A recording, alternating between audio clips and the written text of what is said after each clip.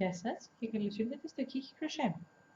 Το βίντεο αυτό είναι για να δούμε ποιος είναι ο νικητής για τον τρίτο διαγωνισμό από το Kiki Crochet. Τον πρώτο διαγωνισμό του καλοκαιριού όμως, που ο τυχερός ή η τυχερή μας θα κερδίσουν το μαγιό.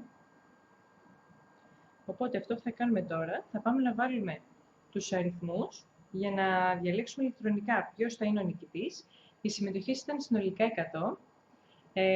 Ευχαριστώ πολύ για όλα τα σχόλια που διάβασα από κάτω. Χαίρομαι πάρα πολύ που σας άρεσε η ιδέα για κυριακάτικη ζωντανή σύνδεση. Ελπίζω από την επόμενη Κυριακή θα προσπαθήσω να κάνουμε την πρώτη μας ζωντανή σύνδεση. Πάμε να δούμε τώρα ποιος θα είναι ο νικητής. Πάμε λοιπόν τώρα να βάλουμε μέσα τους αριθμούς μας για να δούμε ποιος θα είναι ο τυχερός μας. Θέλουμε ένα σετ με αριθμούς, έναν αριθμό στο σετ, από το 1 μέχρι το 100 και πάμε να δούμε ποιος θα είναι ο τυχερός μας. Ο τυχερός μας λοιπόν από το 1 μέχρι το 100 είναι το νούμερο 34. Πάμε να δούμε ποιος είναι το νούμερο 34.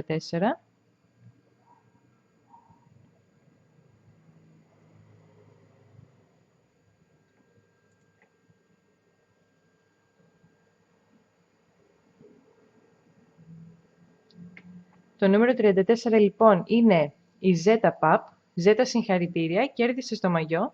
Σε παρακαλώ πολύ, θέλω να επικοινωνήσεις μαζί μου είτε εδώ στο YouTube είτε στη σελίδα μου στο Facebook για να μου στείλεις τα στοιχεία σου να σου στείλω το μαγιό. Και πάλι συγχαρητήρια, ευχαριστώ για το χρόνο σας και μείνετε συντονισμένοι για τον επόμενο διαγωνισμό. Γεια σας!